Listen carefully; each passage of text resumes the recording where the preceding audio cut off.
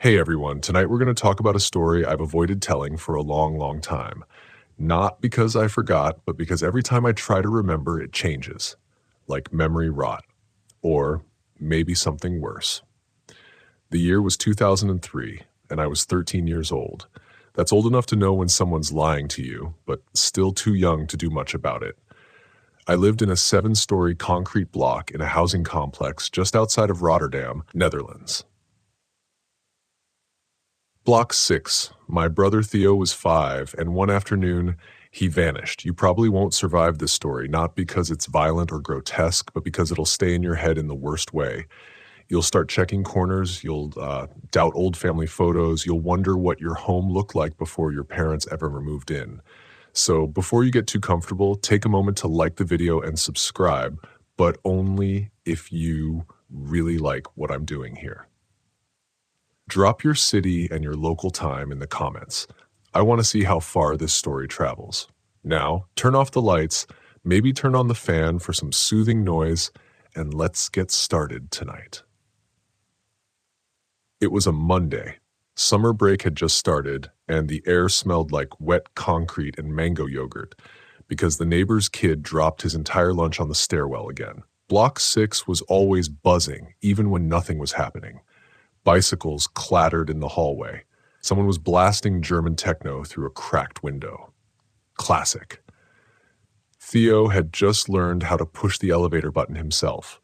That morning, he pressed it 6 times in a row and squealed every time the light flickered red. Mom told him to stop before the whole building thought we were under attack. Then, around 3 p.m., Theo asked if he could go knock on Ilham's door, the boy across the hall. My mom said yes, but don't go past the stairwell. He never came back. We searched the hallways, the stairwell, the elevator shaft. The building superintendent opened every electrical closet. Police dogs sniffed the dumpsters. They even checked the maintenance crawl spaces between floors. Nothing. Ilham said Theo never made it to his door, but I remember hearing Theo's knock. I swear on everything I am, I heard 3 little knocks at Ilham's door. Light, fast, then silence. I remember Mom's voice going flat. You know that sound when someone's trying not to cry, but they're too shocked to even blink? That. I remember her saying, he must have gone to the stairwell. I said, but the door's chained shut. She looked at me and said, not anymore. And just like that, the police were there. Tape, dogs, notebooks. They asked the same 6 questions in 47 ways. No witnesses, no prints, no suspects.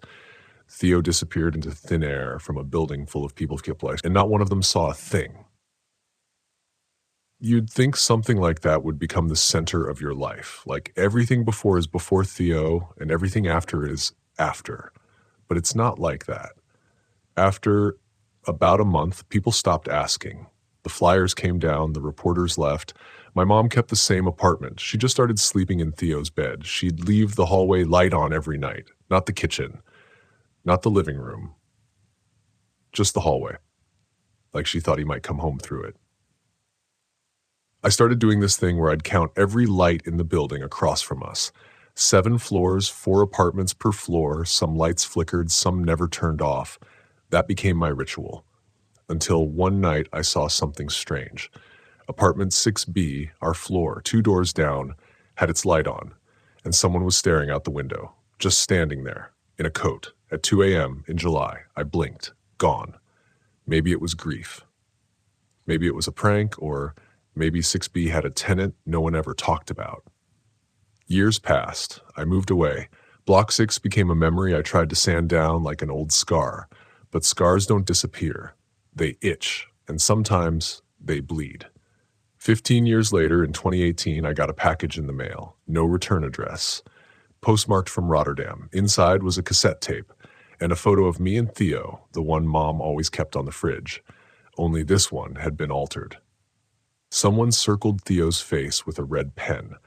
Underneath, written in small, careful letters, "Still here. Block 6. I called my mom that night. She hadn't changed her number. Her voice was cracked, but familiar. I told her about the tape. She didn't ask what was on it. She didn't ask who sent it. She just said, "Don't come back." And then she hung up. But I went anyway. I took a red-eye flight and landed in Rotterdam the next morning. The city was quieter than I remembered. Grayer, like someone had dimmed the saturation.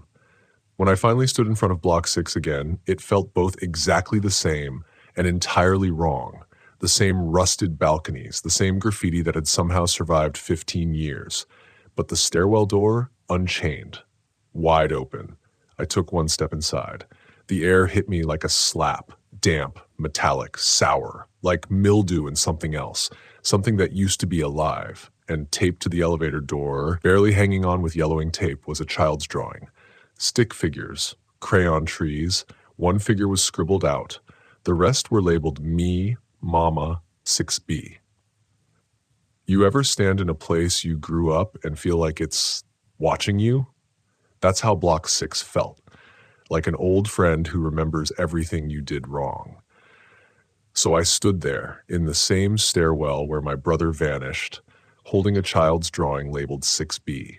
That apartment had always creeped me out. Growing up, the curtains were always closed. No one ever saw the tenants leave or arrive. My mom used to say, that's where quiet people live.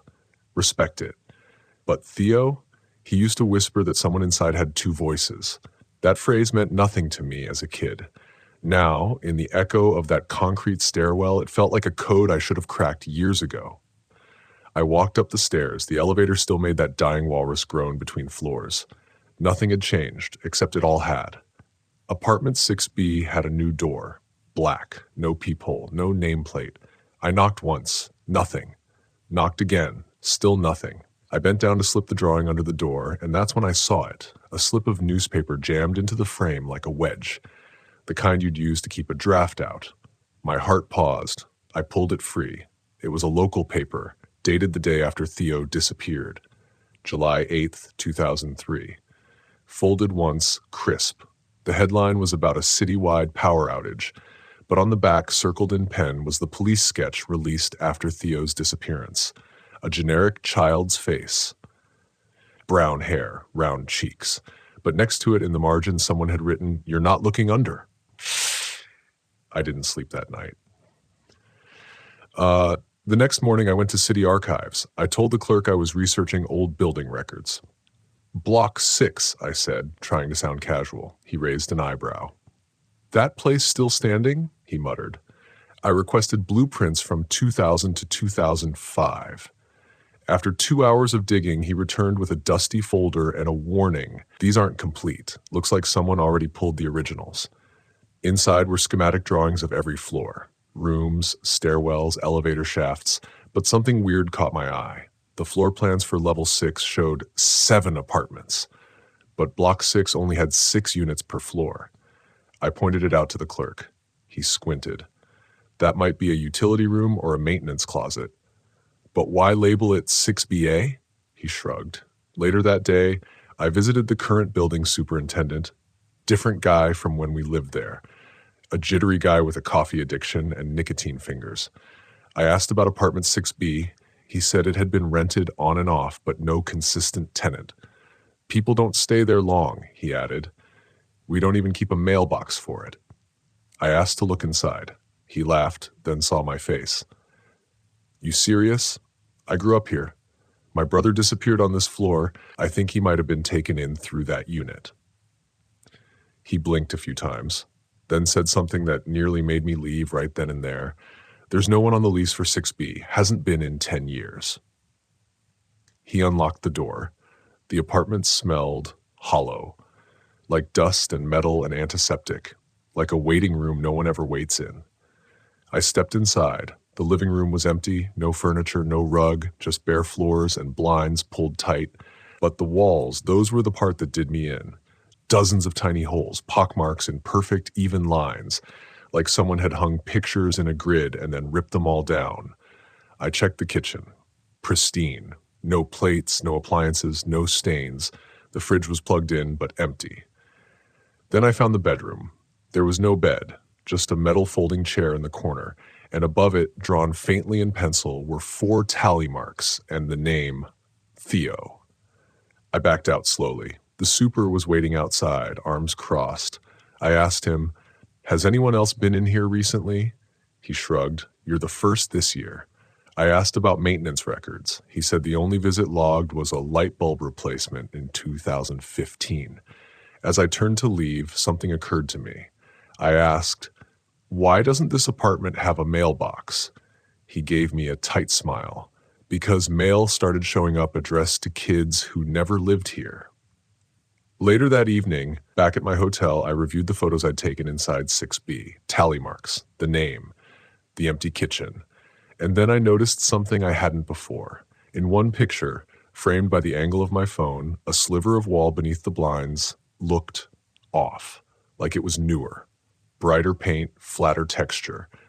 I zoomed in. There was a gap, barely visible, running the vertical edge of the wall. A panel. Someone had sealed a door behind that wall. Historians still debate whether housing blocks like these, built during the rapid post-war expansion in Europe, had ghost units.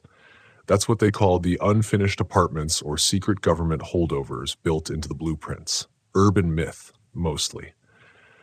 But that night I realized something terrifying. Apartment 6B might have been one of them. Not a real home, not a place to live, a place to hide something, or someone. Part 3, I couldn't sleep. Not because of fear, but because of the noise in my head. A scraping, clicking noise like a key turning in a lock that doesn't want to open. I kept thinking about that panel in the wall of apartment 6B. The part that didn't match. The sealed-off slice of space that someone clearly didn't want found. At 2:47 a.m., I made the kind of decision you only make when you're half sure you're in a horror movie but fully convinced you're the final girl. I went back. The building was quiet. The hallway light above 6B buzzed faintly, flickering just enough to make my nerves stutter. I brought a crowbar I borrowed from a friend of a friend, someone who didn't ask too many questions. Rotterdam's full of those people. Helpful, suspicious, never curious. The door was still unlocked. I slipped inside like a whisper, locking it behind me, and then I got to work. It took 20 minutes to pry open the panel. Whoever sealed it had done a lazy job, just enough to fool the eye, not enough to keep out someone determined. And I was nothing if not determined. Behind the drywall was a narrow passage, no lights, no airflow, just darkness like wet cloth draped over my head. I clicked on my flashlight. The corridor ran about 10 feet, maybe a bit more. The floor was concrete, unfinished. The walls had been hastily painted white at some point, now flaking. At the end of the passage was a door, but not a regular apartment door. This one was industrial, heavy, with a metal handle that looked like it belonged in a shipyard or cold storage facility, and scrawled across the surface in what looked like charcoal. "Look under." Same phrase from the newspaper, same handwriting.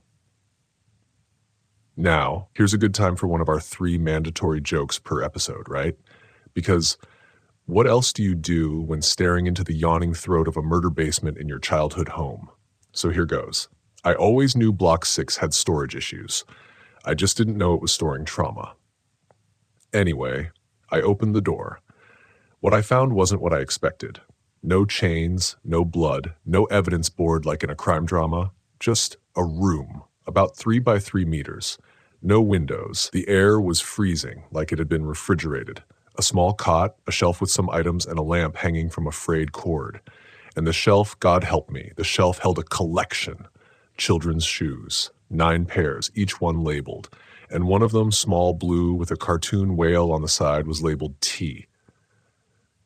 I didn't scream. I don't know why. Maybe I was too far past fear. Maybe you can only be terrified for so long before your brain switches off the panic faucet and just starts taking notes. I took photos, every corner, every item, the lamp, the cot, the 9 pairs of shoes. Then I spotted something in the corner, a trapdoor. It was almost invisible, recessed into the floor. The edges were seamless, but the dust gave it away. Someone had lifted it recently. There was a fingerprint smudge, small, oily, child-sized. I reached down, heart pounding like a kettle drum, lifted the handle. Below was a short ladder and darkness so thick it felt physical, like a blanket over the mouth of the earth. I didn't go down. Not yet. Instead, I took my photos and went to the police the next morning. I showed them the images, told them about the secret room, the trapdoor, the labeled shoes. They listened, took notes. Then they asked the one question I hadn't prepared for. Why were you inside a locked unit without permission? I told them the superintendent let me in. They said the superintendent for Block 6 had died in 2016. Cancer. I said, no, he was just there yesterday. They exchanged looks. One officer wrote something down and calmly asked for my hotel details. I left, but not before catching a glimpse of the paper on the desk. It had my name and 3 words circled in red: unreliable mental state. Now, here's the second joke. It's a nervous one, so forgive me.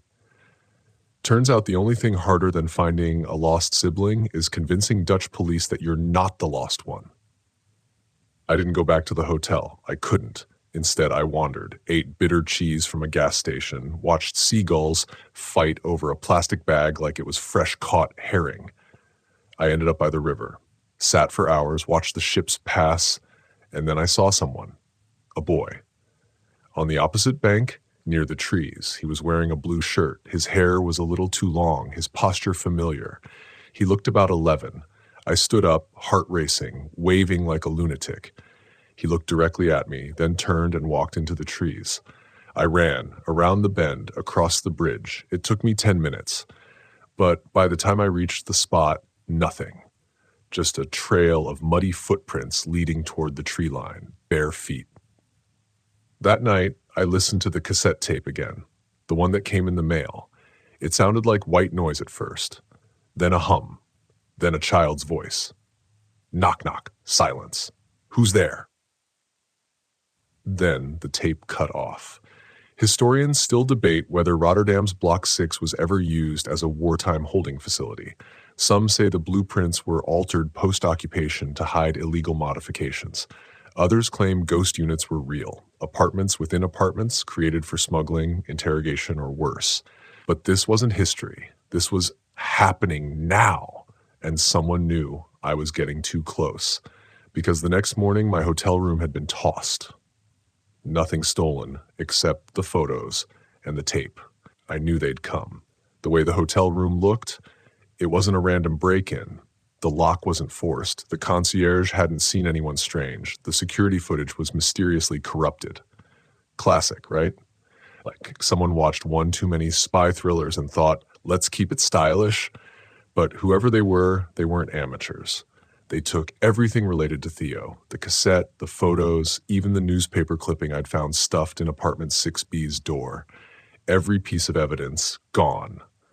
But they didn't take the crowbar or my backup drive. That was their mistake. The backup was hidden in a sock under my suitcase lining.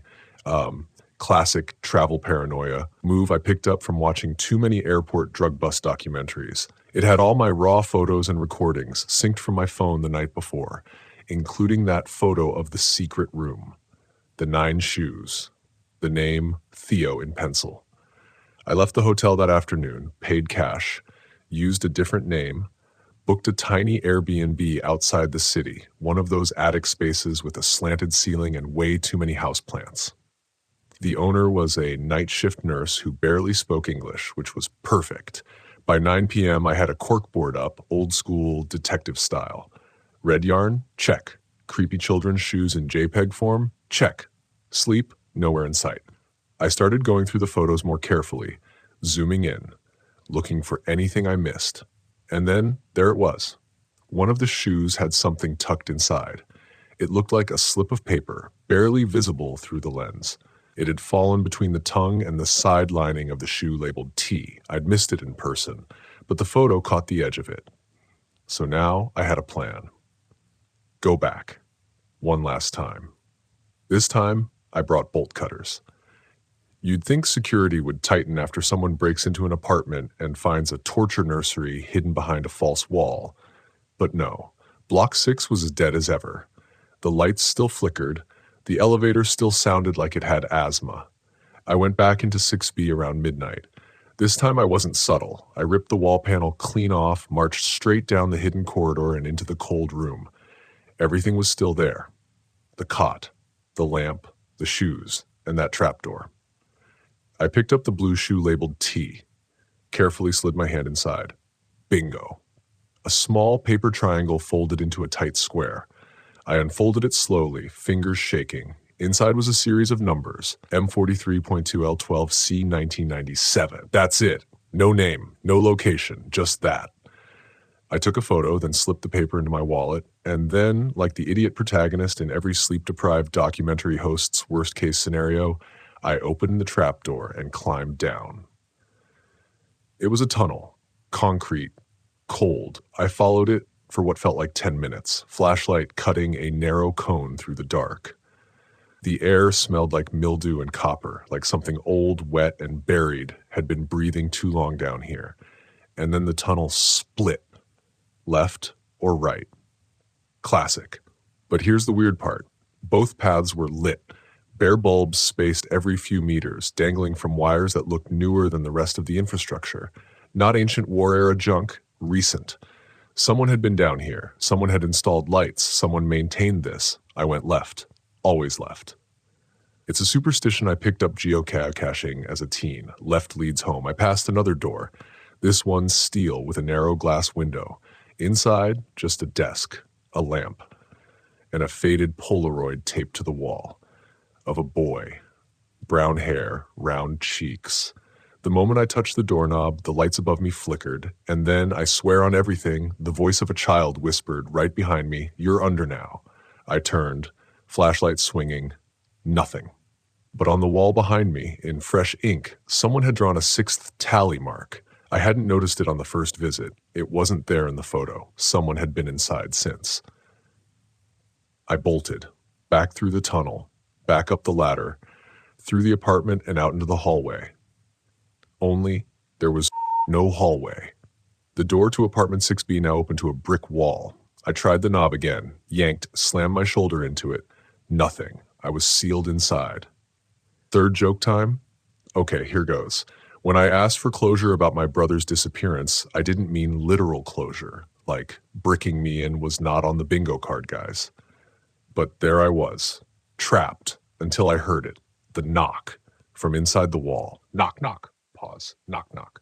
I pressed my ear to the drywall, and from deep within the structure of the building itself, maybe from the pipes, maybe the foundation, I heard, "Who's there?" Then silence. Historians still debate whether secret structures beneath Cold War-era housing blocks were ever used by intelligence services. Some say it was for storing surveillance equipment. Others suggest they were used to hold defectors or interrogate children with unusual cognitive profiles. Yeah, you read that right. And if that sounds too far-fetched, then explain the drawings I found in the final folder I opened that night, before the batteries died. Drawings of a boy in a cage, a shadow with 2 voices, a building that grows inside itself. By morning, I was out. The wall, gone. Normal, like it never happened. But I wasn't done, because now I had a new clue. M4302L12C 1997. Coordinates?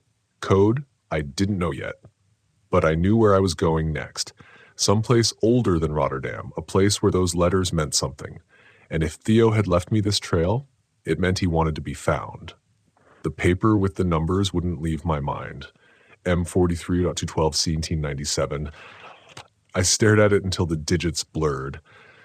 I tried to reverse engineer it like it was a puzzle, a lock Theo had left behind for me to open. After cross-checking every obvious pattern, the answer came not through brilliance, but insomnia. Sometime around 4 a.m., as I stared blankly at a European train schedule, it hit me. M equals map L, level C, case. Not code. Not cipher. A filing system. Military, maybe. Or government. And those numbers? They didn't just feel like coordinates. They were coordinates. Latitude 43.2, longitude 12.0. I plugged them in. The map blinked. Centered. Central Italy. Umbria, a tiny mountain town called Valle Romita. Population 312. And I knew. That's where I had to go next. I took the night train, crossed Belgium, then France, then slipped down into Italy like a ghost with a timetable. I didn't sleep. I didn't eat much. Just watched the world go by through a smudged window. heart ticking like a countdown clock.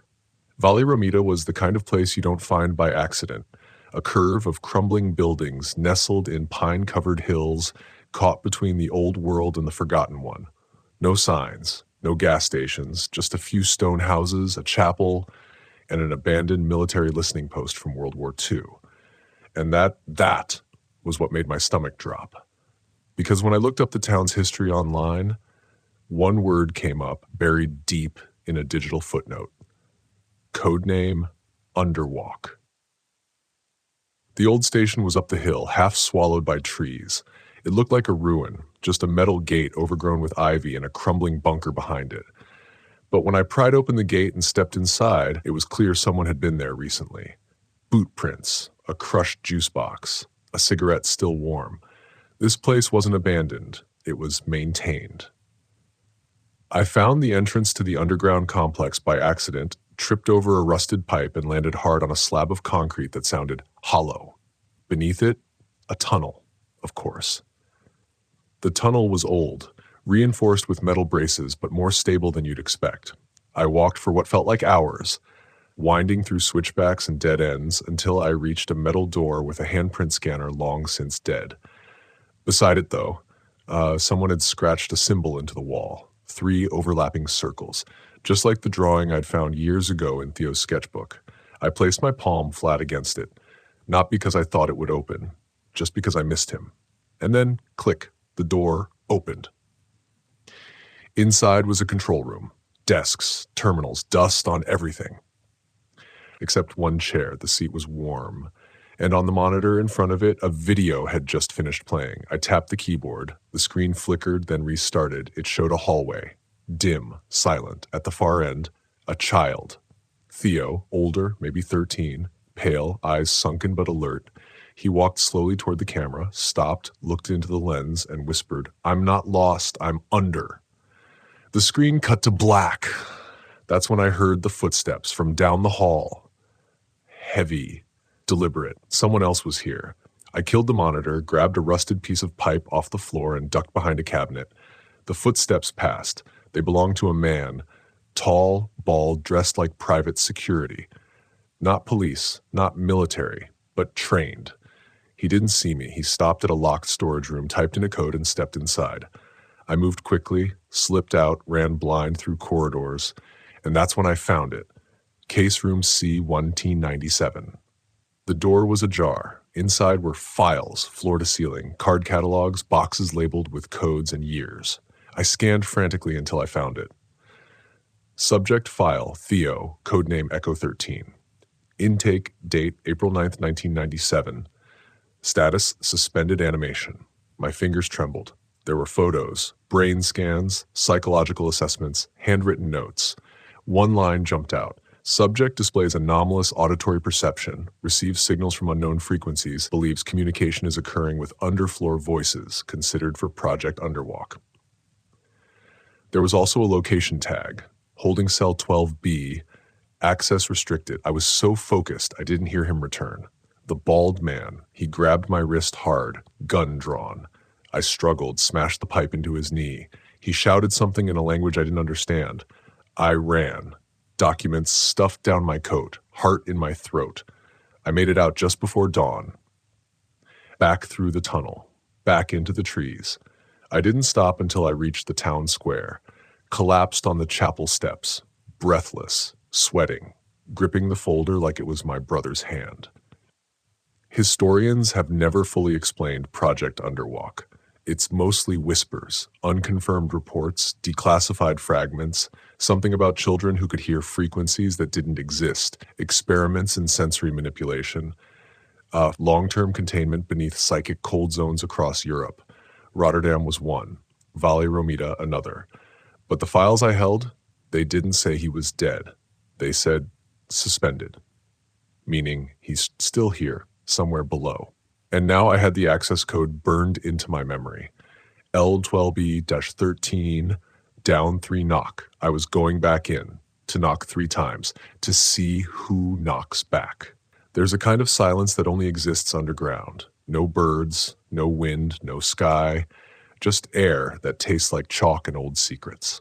I went back that night. The access code, L12B, third down, 3 knock, had become a ritual in my mind, like an incantation. I followed the tunnel deeper than before, this time counting every step. The hallway labeled Level 12B was colder than the rest. The metal door at the end had no handle, like just a matte gray surface broken by 3 dots arranged in a triangle.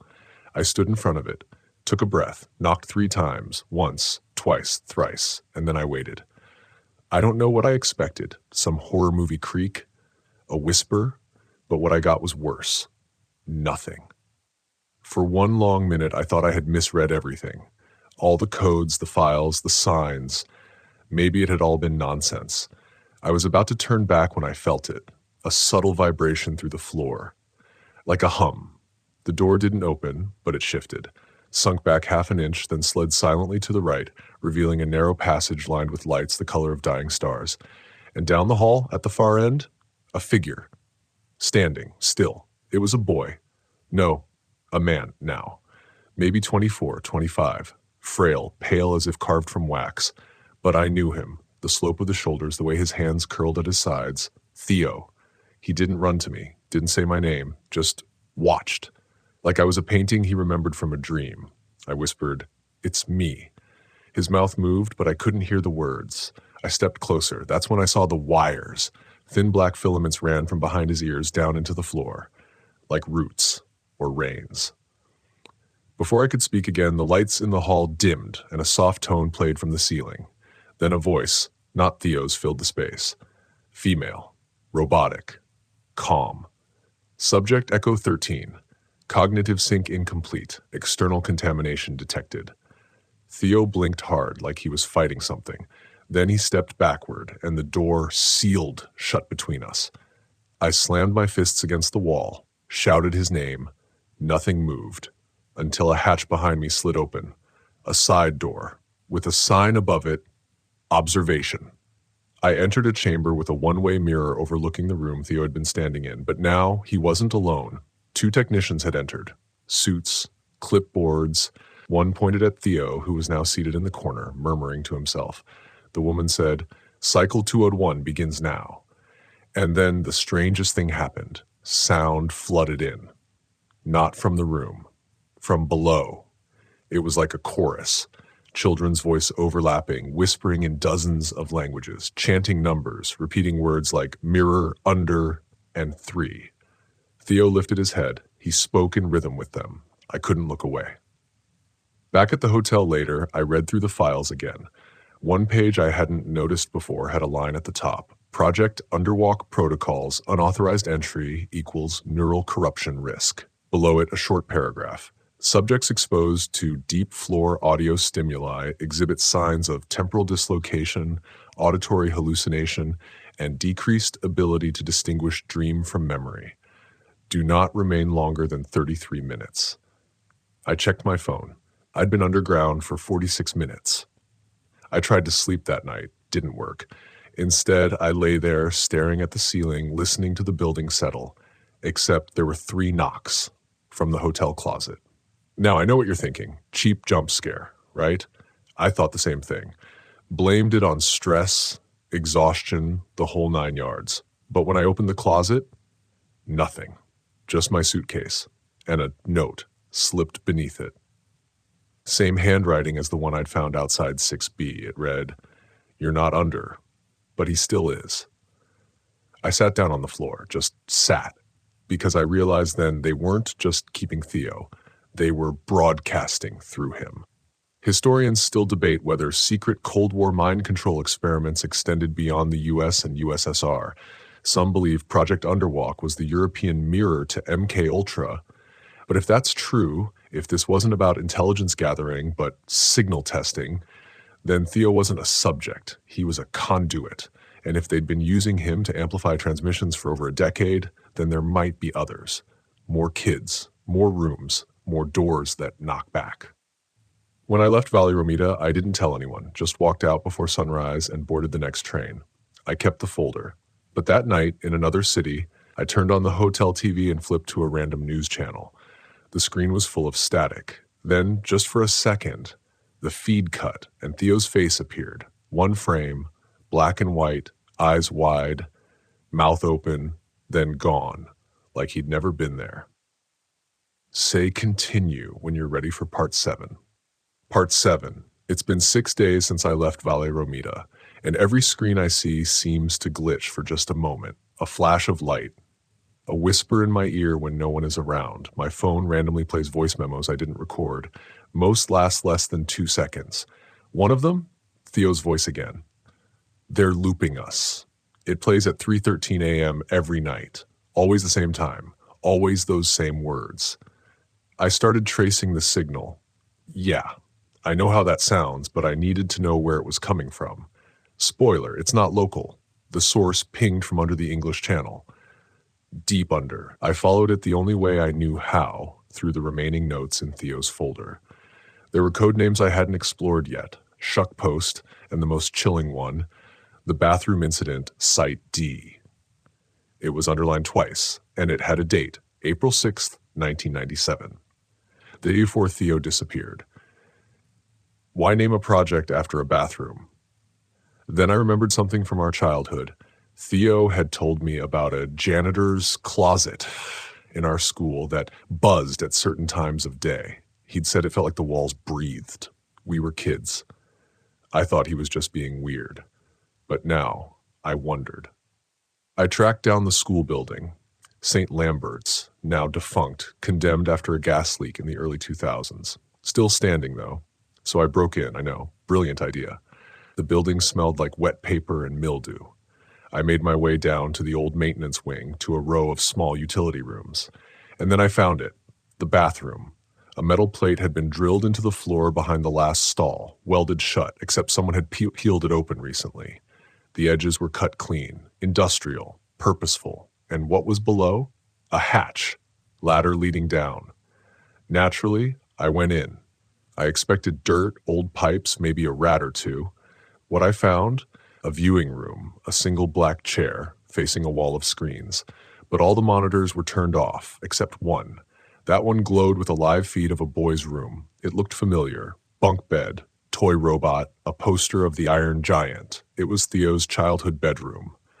Except frozen in time, exactly how it looked in 1997. And in the feed, a boy sat on the bed. Him, 8 years old, staring directly into the camera and whispering. At this point, if I told you I wasn't scared, I'd be lying through my teeth. I pressed my ear to the speaker embedded below the screen. I could just make it out. They open the walls at night. I count the lights, 3, 5, 9. They talk in clicks and hums. They're testing dreams. I pulled back. The feed flickered. Now it showed the same room. But I was in it, asleep. Same blanket I had in my hostel, same socks, same cut on my cheek, and something, standing in the corner, motionless. I turned to check behind me. Nothing there. When I looked back, the feed was off. That's when I heard it again. 3 knocks. This time from behind the viewing room wall. I pressed my palm to it. It was warm. Then I saw it. Another note, taped to the underside of the chair. In Theo's handwriting, "If you're seeing this, it means they're looping you now, too. Don't trust anything after minute 33. Don't fall asleep while it's dark." I checked my phone timer. Minute 34. The walls began to hum, not mechanical, musical, a low resonance like the bottom note of a cello being dragged out. The ladder I'd used to come down, gone. I wasn't trapped. I was contained. I tried turning the screen back on. It flickered once, then went white. A single phrase appeared. Underwalk opens. Then the lights cut out. You ever felt pure silence? I mean, not quiet. I mean the kind of silence that hurts, where your own heartbeat is louder than a fire alarm. I waited. 10 minutes. 15. Finally, a hiss. A panel in the floor slid open, and rising from it, a set of stairs, lit from below, spiraling down. Of course I followed it, because you would too, right? You'd want to know if the person you lost was still alive, even if the only way to reach them was through a place no map shows, through stairs that shouldn't exist, through a facility that knows your name. Because when I reached the bottom, a woman was waiting, clipboard in hand. She smiled and said, "Welcome back. You've been approved for re-entry, subject 9. Historians still debate whether Project Underwalk was about containment or communication, whether the children selected were meant to interpret signals or emit them, but none of them explain how these facilities are so aware. They're not just buildings, they adapt, they monitor, and somehow they remember, even me, even after all these years. The woman led me down a corridor labeled Echo Wing. At the end of it, behind glass, Theo, awake, staring straight ahead. He saw me, and finally he smiled. Theo smiled, but it wasn't relief, it wasn't joy. It was the kind of smile people wear when they're trying very, very hard not to cry. Behind the glass, he looked older than before. His hair had grown out, a thin beard ghosted his chin, but it wasn't the years that hit me hardest. It was the eyes. Not dull, not afraid, just distant, like he'd been living in a dream so long that reality had become the thing that didn't make sense anymore. The woman beside me, I never got her name, tapped on the glass. She said, Echo 13 is in full stabilization now. His episodes are rare. I asked what they meant by episodes. She just smiled that trained smile again. Emotive leakage, pre-loop contamination, typical in early phase subjects. I said, he's not a subject, he's my brother. She responded instantly, he was. Then handed me a folder labeled Sleep Side Mirror Observer Access. Inside were logs, pages of them, dates, times, behavior codes. June 14th, 2004, subject displays inverted REM sequence. Attempts to communicate via dream spill unsuccessful. Observer 3 terminated for contamination breach. Sept. 2011. Subject mimics external sibling behavior. Possible loop merge detected. Echo channel reinforcement deployed. And then July 7th, 2017. Subject utters phrase, don't let them remember me. What secondary observer initiated. You have been activated. Wait, what? I read that again. You have been activated. I dropped the file, turned to the woman. What the hell is this? She didn't answer. Instead, a low clicking began behind the glass. Theo's fingers were tapping the floor in a pattern, slow, then fast, then slow again. The rhythm matched the sound I'd been hearing in my dreams for weeks. Then he looked up, straight at the security camera, and said, 7, 9, 3. 3 numbers, no context. But the power in that moment, the tension, was unbearable. A siren began to sound through the corridor. Amber lights flashed, doors slammed shut, and that voice from before, the one I'd heard in the level 12B hallway, returned. Observer breach detected, neural drift in progress. The woman reached for a switch on the wall, but I stopped her. Theo pressed his face to the glass and mouthed a word. Run.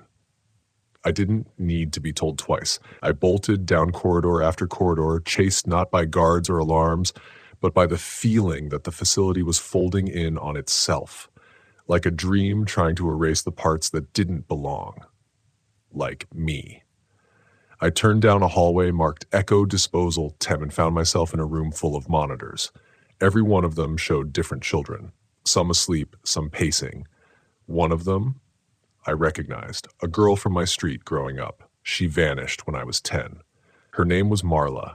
Everyone said she drowned in the creek, but there she was, gaunt, whispering something I couldn't hear. Next monitor, a teenager, muttering his own name over and over. Another, a child drawing circles on the walls. They were all still in here. Decades later, held in some bizarre suspended loop. Then I realized each monitor had a countdown. Some numbers were green, some were red. The red ones ticked faster. The one under Theo, already at 0. The room shook. Lights failed. The hum, that unbearable hum, returned. I tried to escape, but the door had sealed behind me. And then one of the screens blinked out, then another, and another. One by one, they all went dark, except Theo's. His camera feed remained. He was standing again, now in a different room. A room I recognized because it was mine, my current hotel room, same curtain, same backpack in the corner. He looked at the camera and said, "Let me in." I swear to you, at that exact moment, I heard a knock on my hotel door in real life. 3 taps, soft, measured. I froze. Another knock. I turned toward the door and said, "Theo?" No answer.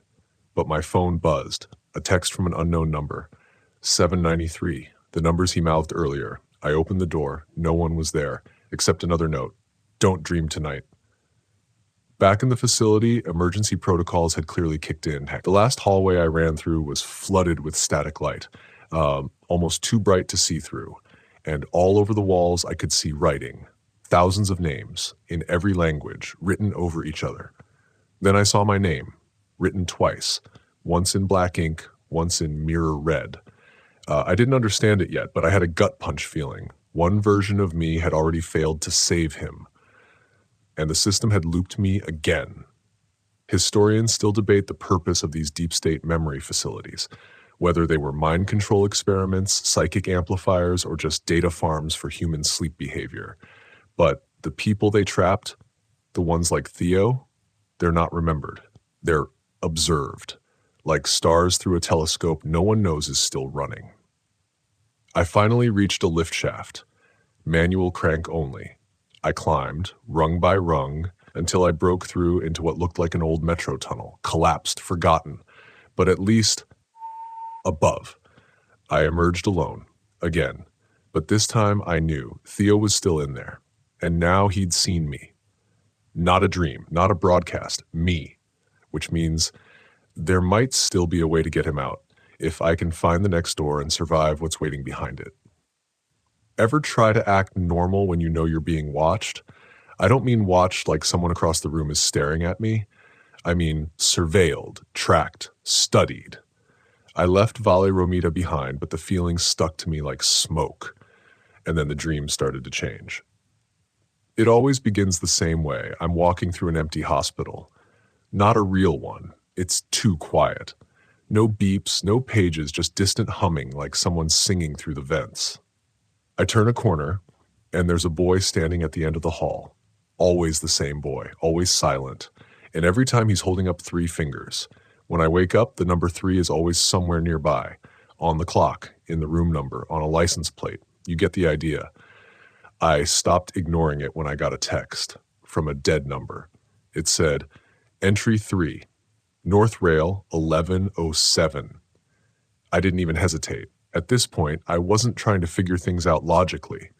I was chasing whatever breadcrumb trail might lead me to Theo. The coordinates took me to Austria, just outside Innsbruck, a forested area with a train tunnel long since sealed off, at least to the public. I slipped through a broken fence and walked the length of the tunnel until I reached a service door, rusted, marked with 3 dots in a triangle. I knocked. Once, twice, thrice, and the door slid open. No welcome party this time, just darkness and stairs. Now, I don't care how many ghost stories you've heard, nothing prepares you for the real silence of a place that wasn't built for human life. The deeper I went, the more wrong the air smelled, like something sterile but rotten underneath, like a hospital that forgot how to die. At the bottom was a vast chamber lit with low blue light. Monitors lined the walls, each labeled with what looked like names and birth dates. One of them read, E. Mulgrave, Loop 33, Observer Family. Another, Theo Mulgrave, Echo 13, deprogrammed. Next to it, a chair. And on the chair, a child's backpack. Bright red. Cartoon patch. Same one Theo had the day he vanished. I hadn't seen that thing in over 15 years. There was a recorder in the side pocket, old school, with a cassette inside, labeled Do Not Listen Unattended. So naturally, I pressed play. The voice that came through wasn't Theo's. It was mine. This is Entry 3. You're deeper than you've ever been. But they've already looped you twice. Don't trust the floor guides. They're dreams in disguise. Then another voice layered over it. Theo's voice, quiet, trembling. If you're hearing this, they haven't erased me yet. But they will, unless you go back to room 0. That's where I started. That's where they kept the others. I stopped the tape. Room 0? Where the hell was that? A panel slid open beside the monitor. Inside, another hallway. This one looked wrong. The geometry was slightly off, like the walls were curving inward at a distance that didn't make physical sense. I walked down it anyway. Because, I make great decisions. The walls began to hum, then the floor vibrated, and then, without warning, The lights flipped.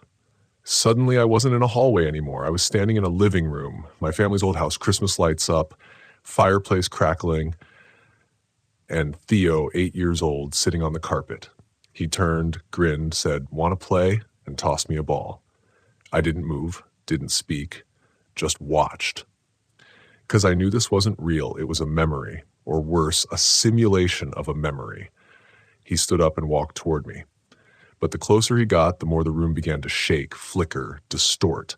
Suddenly everything collapsed, and I was back in a concrete room with peeling paint and a single word etched into the floor. 0. So yeah, found it. There was a chair bolted in the center of the room, a screen flickered on, and a voice spoke, not one I recognized. Male, calm, clinical. You have reached the convergence point. The dreamer you seek has been segmented. To reintegrate, choose either memory or containment, not both.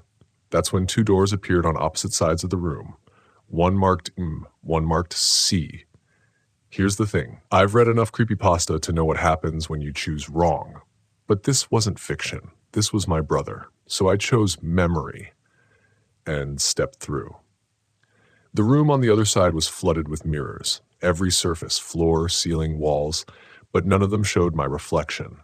They showed Theo at different ages, 4, 7, 11, 15. In each one, he looked afraid, but he was always looking at me.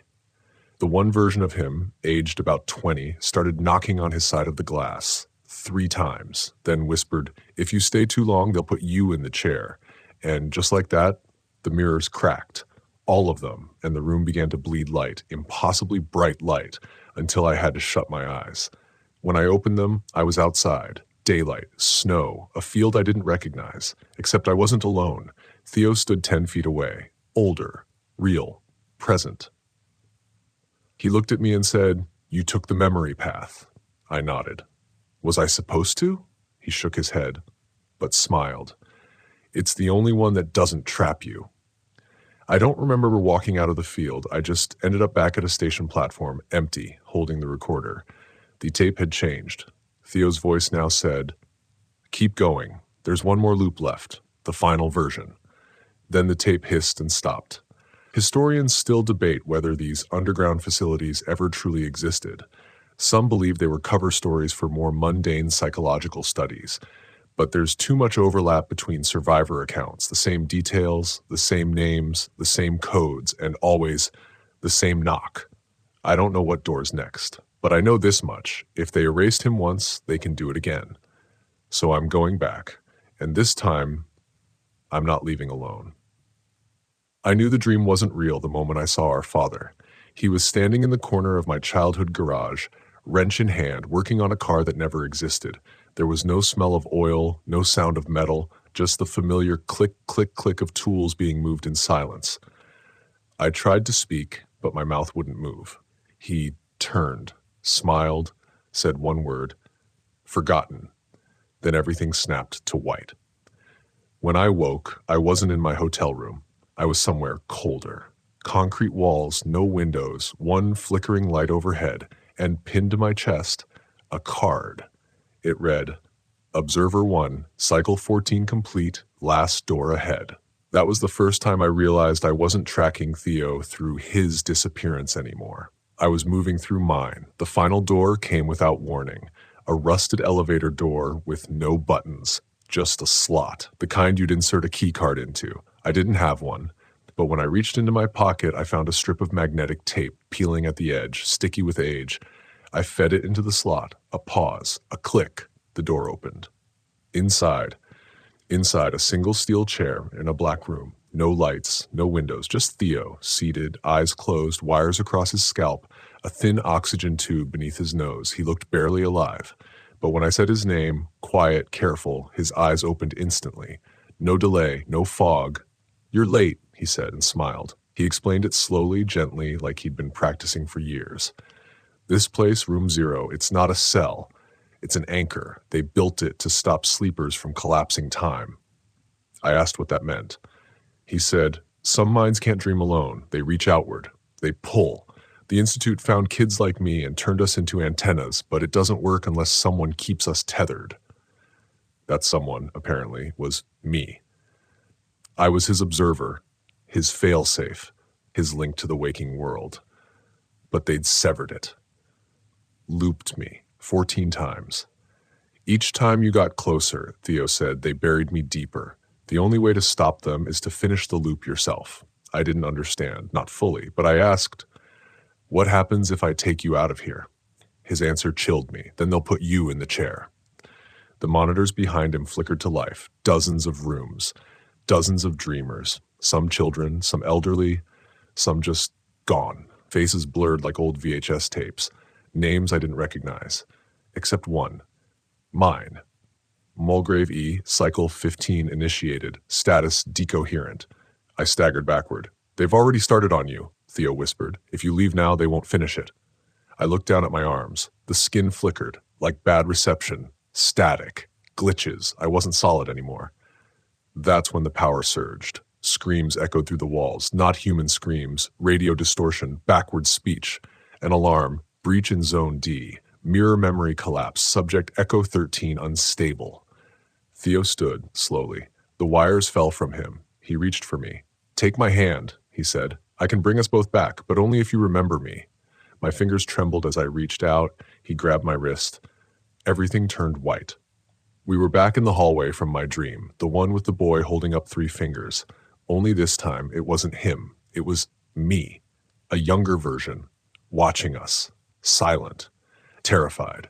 Theo turned to me and said, don't forget this version, this time. Then he stepped forward and merged into the boy, like light into shadow, and then gone. I woke on a roadside bench outside Zurich, no memory of how I got there, just a scar on my wrist like something had been inserted and pulled out. In my pocket, the same cassette recorder and a new tape, labeled Final Entry, Do Not Duplicate. The recording was short, just Theo's voice, clear and calm. If you're hearing this, then one of us made it out. Don't come looking for me. Not again. They'll pull you back in. Just live. That's the only way to break the loop. You forget me and they lose control. You remember me and I become a door again. So close your eyes now and let the dream die. Historians don't have a name for what happened to the Mulgrave family. There are no newspaper clippings, no FBI files, no missing persons posters, because no one remembers us. Except me, and maybe you. If you're reading this, I'm sorry, you're an observer now, and they'll come for you next, unless you forget. I thought I could leave it behind, that after the Zurich bench, the cassette, and the silence that followed, I could go back to a quiet life. Start over. Delete the files. Burn the notebook. Swear off rabbit holes and conspiracies and old dreams. But memory doesn't work that way, especially not memories you didn't make yourself, because they don't fade. They wait. They wait until the lights are out, until the street is empty, until you're walking past a reflective surface and something behind the glass smiles just a half second too late. It started small, street names that didn't match the map, emails from people I didn't know with subject lines that read, "We're still listening," a voicemail that played backward. Then one morning I woke up with a wristband I hadn't worn in years. It had Theo's name on it, typed, like a hospital tag, except I hadn't worn it since I was 17. I hadn't seen it in over a decade. That's when I knew. The loop hadn't ended. It had just changed shape. I went back to the Institute's last known location. Level 12B was gone, like it had never existed. The corridor that once pulsed with static light was now just an empty emergency stairwell. I took the steps 2 at a time, heart thudding, counting each floor aloud like it would anchor me. But when I got to what should have been the 12th level, there was a mirror, just a plain wall-mounted mirror. I stared at it for a full 5 minutes, then noticed something off. My reflection was blinking out of sync. Historians still debate whether mirrors in ancient cultures were seen as portals or warnings, but in modern psychological labs, especially black site memory labs, they had a more chilling term, reflection feedback artifacts. Basically, echoes of who you would have been in a different outcome, or maybe who you still are in a loop that didn't close properly. I reached out and touched the glass, cold, solid. Then the light behind me flickered. My reflection smiled. I didn't. I jerked back, turned, nothing. When I turned back, the mirror was black, pitch black, and a phrase appeared in condensation like breath on glass. "You are the last loop now." I don't remember walking out of the building, but I do remember what I found in my mailbox the next morning. A flash drive, unlabeled. Inside was a single folder, Mulgrave Cycle 15 complete. Inside that, one video file. I clicked play. It was surveillance footage of me, sitting on a hotel bed talking to someone off screen. Only I was alone. There was no one in the hotel that night. I'd been traveling alone for weeks, and yet in the video I clearly said, "Theo, we made it." And something just off camera responded, "No, you did." The video ended with a still frame of my face. Eyes open, not blinking, and something behind me in the frame, just a silhouette. The metadata said the video was created 4 days in the future. So yeah. That's when I stopped sleeping. People around me began to notice. I wasn't normal anymore. Sometimes my speech repeated, like a loop skipping. Other times I'd lose hours, just vanish from security footage, only to reappear walking out of a storage closet. Once I opened a drawer and found it full of teeth. Perfectly white, perfectly clean, no explanation. I didn't scream. I just closed the drawer because I knew what it meant. The loops were collapsing. And then came the second cassette. Same label, same handwriting. Observer 1, Cycle 16 recording. Only this time I hadn't made it. I hadn't recorded anything. But it was still my voice, telling someone to return to room 0 before the mirror closes. Telling them that Theo never left. It was me all along. That's when it hit me. Maybe I hadn't been trying to save Theo. Maybe Theo had been trying to save me. And failing. Again and again. The dreams returned that week, except they weren't dreams. They were bleed-throughs. I'd walk through a grocery store and suddenly I'd be in the black room again. I'd hear someone call my name on a crowded street and turn to see myself disappear around a corner. And always, always, those same 3 knocks on the door. Then the whisper, "Don't let them remember me." But this time I answered back, "I won't." I knew what I had to do. Go back to the last place Theo was lucid. The monitoring station under what used to be the Mulgrave Psychiatric Research Annex. It's condemned now, sealed by order of the state, but the tunnels remain. And inside one, behind a crumbling wall near the old morgue, is a narrow passage. The air buzzes the moment you step in, like walking through invisible wire. I followed it, back down, back toward the source. At the very end of the passage is a hatch, not metal, not plastic. It's bone, polished, set with a symbol I now recognize as an observation rune, used in early cognition experiments to represent nonlinear perception. It pulsed once, then opened, and inside, a room, full of mirrors, every version of me inside, some asleep, some screaming, one calm, looking directly at me.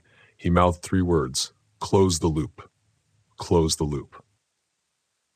Easier said than done when the room is made of your own reflections, all of them caught mid-blink, mid-scream, mid-smile.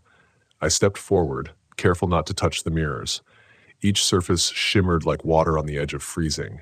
Some reflected me accurately, others were off, slightly younger, or wearing different clothes. One had a cut across the eye I've never had. That's when I noticed something horrifying. In none of them was I breathing. Only the real me, the one in this moment, still drew breath.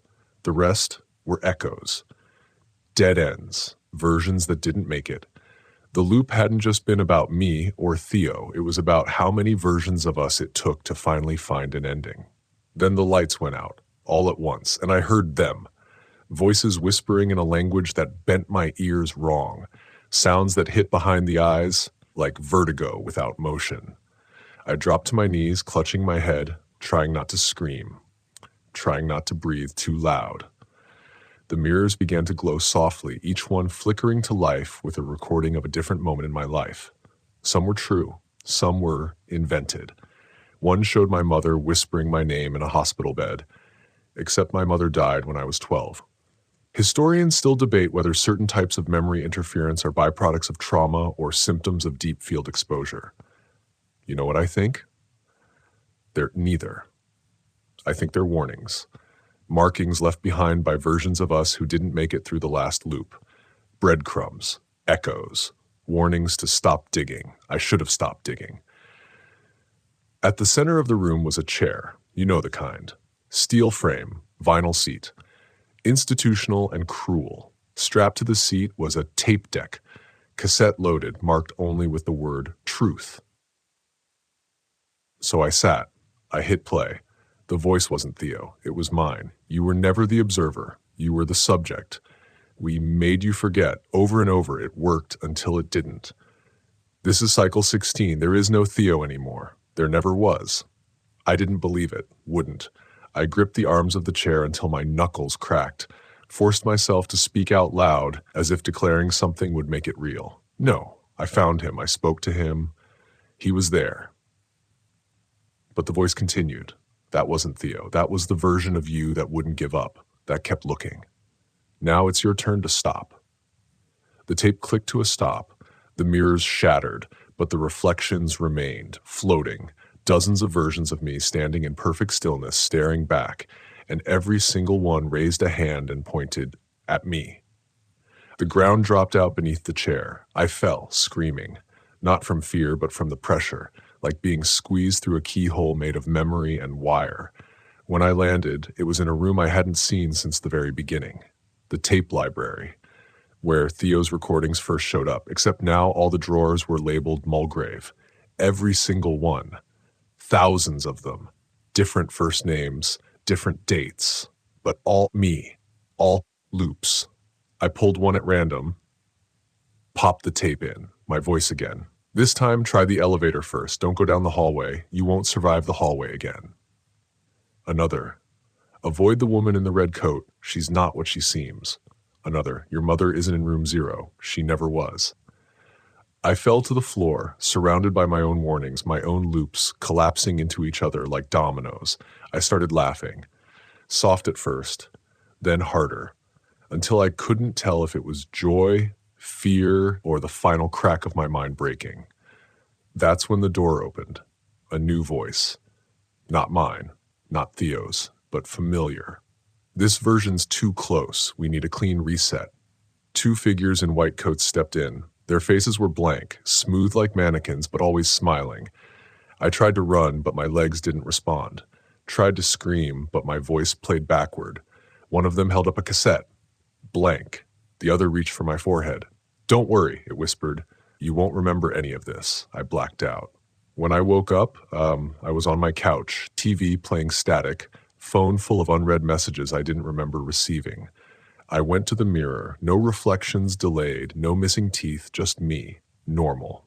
But on the kitchen table, one item sat waiting, a cassette tape, unmarked, and a single sticky note. One more time, I haven't played it. Not yet, because I know what comes next. I start dreaming of elevators again. Mirrors start blinking wrong again, and Theo shows up in my inbox, smiling, always smiling. If you're reading this, here's your warning. Don't press play. Don't try to find room 0. Don't let your memories become their map, because they're not looking for Theo anymore. They're looking for you. And the moment you remember what you weren't supposed to, you start the loop again. I didn't want to press play. I swear, I left the cassette untouched for 3 days. Put it in a drawer, locked it, stuck the drawer in a box and mailed it to myself across the country. Didn't matter. When I checked my coat pocket the next morning, it was there. Same tape, same note. One more time? They weren't asking. They were telling me it had already begun.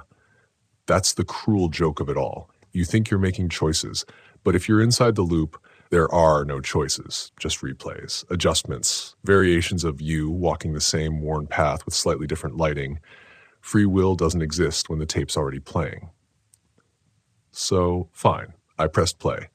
The tape hissed. Then, silence. No voice, no message. Just a low-frequency hum, like the inside of a refrigerator or an old fluorescent light. Except then I realized it wasn't on the tape. It was coming from inside my apartment. I followed the sound into the hallway. It grew louder with each step, pulling me toward the door I never opened, the one to the unused guest room. I hadn't set foot in there since I moved in. I reached for the doorknob. It wasn't cold. It was warm and pulsing, like it had a heartbeat. I opened it. The guest room was gone. In its place was a replica of the tape archive from Mulgrave, but this time there was a desk, a single chair, and on the desk a computer, ancient, CRT monitor, clicking hard drive, dustless. The screen was blue with white text, "Enter password to exit loop," underneath a blinking cursor. Just waiting. I sat down, my hands trembled over the keyboard. I didn't know the password, except, of course I did, I'd known it all along. I typed Theo, the screen blinked. Then, access denied, and below that, subject equals observer error, beginning overwrite.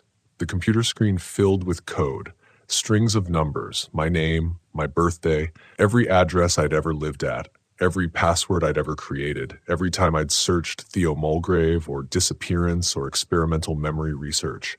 It knew everything. And then, with a long beep, the screen froze on one final phrase. Cycle 17 confirmed. The floor dropped out again. I didn't scream this time. I just let it happen. I was back in the corridor. The one behind level 12B.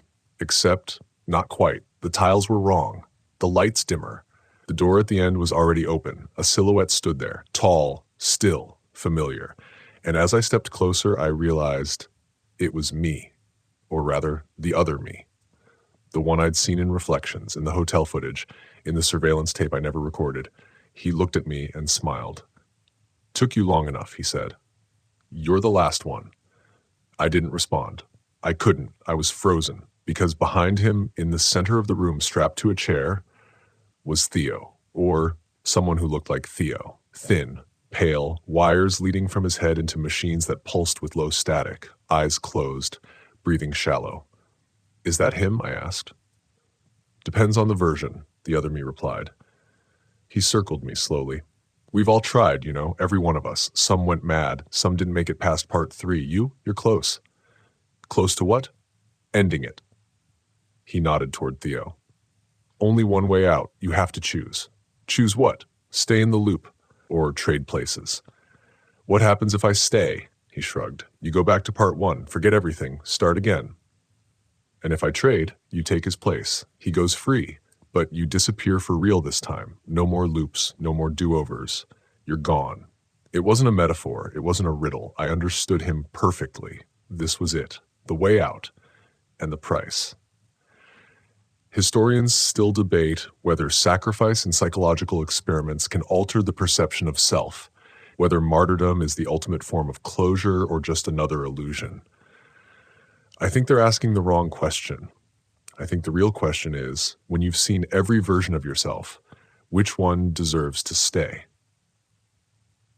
The other me extended his hand. I looked at it, then at Theo, then at the blinking light on the tape machine, and finally at the mirrors along the wall, each one flickering with a different me, each one waiting to see what I would do. I stepped forward. I reached for the cables in Theo's head, and I whispered, "It's okay, I remember now." You ever have a dream where you're falling, but right before you hit the ground, you wake up? Yeah, this wasn't like that, because this time I didn't wake up. The moment I pulled the cables from Theo's head, the machines behind him powered down with a low humph like a tired sigh. His chest shuddered, then rose sharply. Alive. His eyes flicked open. He didn't say anything at first. He just looked at me like someone who'd finally remembered what silence felt like. Then he spoke, voice raw, barely above a whisper. "You shouldn't have done that."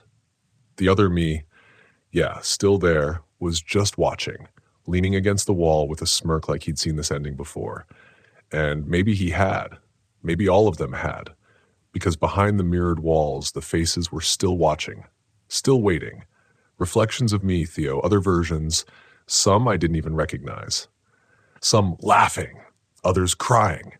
Theo sat up slowly, rubbing the sockets where the cables had been. "Do you know what you've done?" he asked. "I freed you." "No," he said, "you traded places." And the room shifted. I felt it first in my fingertips, cold like touching dry ice. Then it spread up my arms into my chest. The walls warped, mirrors bending inward like a collapsing lung. Each version of myself winked out one by one, like flipping off the lights in a long hallway. Theo stood and I stood too, but not of my own accord. My limbs moved like someone was behind the curtain pulling strings. You were always meant to take my place, Theo said. That's why you found the recordings, why you couldn't forget. The system wants symmetry, equilibrium. The loop needs one observer, one subject. I tried to speak, but no sound came out. He smiled, gently now, not cruelly.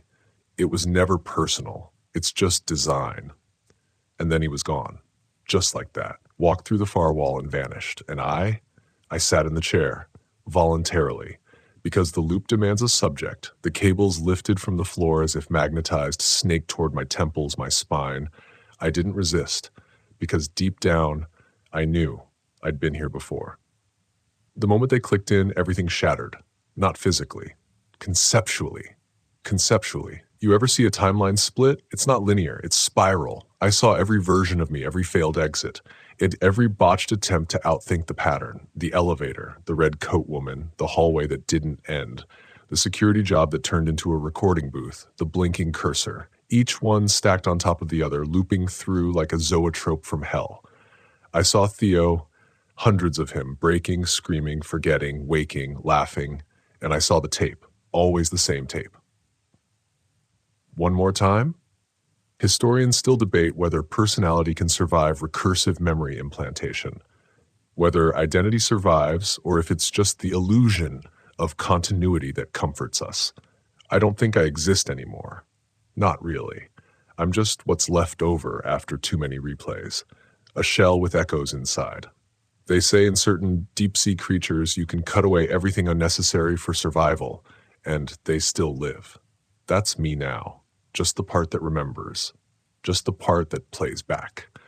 The room's gone now, no mirrors, no machines, just a blank space. And in front of me, a desk with a microphone and a single blinking red light. Recording. I reach forward, press a button I know by heart, and I say the words I always say. Hey everyone, tonight we're going to talk about something that, honestly, you probably won't survive. So before you get too comfortable, take a moment to like the video and subscribe, but only if you really like what I'm doing here. Now, turn off the lights, maybe turn on the fan for some soothing noise, and let's get started tonight. And so it begins again. Another listener, another loop, another version of you hearing me tell my story, until eventually you start to remember something you were never supposed to. And then it's your turn. You wake up with the tape in your hand. And the note, one more time, you press play. You always press play. There's a point where memory stops feeling like recollection and starts feeling like architecture, like you're walking through a house built out of your own past, but someone else rearranged the furniture. That's where I am now. Every hallway looks familiar, every door creaks the same way, but I know I didn't build this place. I'm not narrating anymore, not really. I'm transcribing something that was already written. Some version of me recorded this exact moment years ago, and now I'm just syncing up to it like a scratched CD finding its groove again. That's why I'm not afraid anymore, because fear is for people who still think they can escape. You ever stare into a mirror long enough that your face stops making sense? Not just abstract, alien. That's how I feel hearing my own voice now. Each syllable sounds like it came from someone else's mouth. But it's always me. Always me. The room I'm in is quiet now, just the static buzz of old electronics. No more blinking lights, no more tapes, just silence. But I can still feel the loop humming in the walls like a distant generator. It's waiting. I'm not the last, there's always one more. That's the system. One trades out, another trades in. Observer. Subject. Observer. Subject. It's not punishment, it's not mercy, it's balance, and I finally made peace with that. I think that's why Theo smiled at the end, because he knew the ending wasn't really an ending, it was just handing off the story. And now it's yours. You're wondering if you'll be next, if your reflection will glitch, if the tape will show up in your mailbox, if the red light on your mic is blinking when it shouldn't be. I can't answer that. But I can tell you this, once you hear my voice enough times, once you start dreaming in static, once you start forgetting the sound of your own, it's already begun. Historians still debate whether the Mulgrave loop is just a metaphor, a kind of moral allegory about self-sacrifice, obsession, or fear of obscurity. But I don't think this is a metaphor. I think this is real. I think you just haven't hit your part one yet, but you will. So before this final loop ends, let me give you a choice. You can stop listening. You can go back to your world. Bright rooms, noisy streets, people who don't speak in riddles. Or you can press play again and see what changes this time. I'll be waiting either way. One more time, just for you. So if you're still here, still awake, you made it. Somehow. That's no small thing.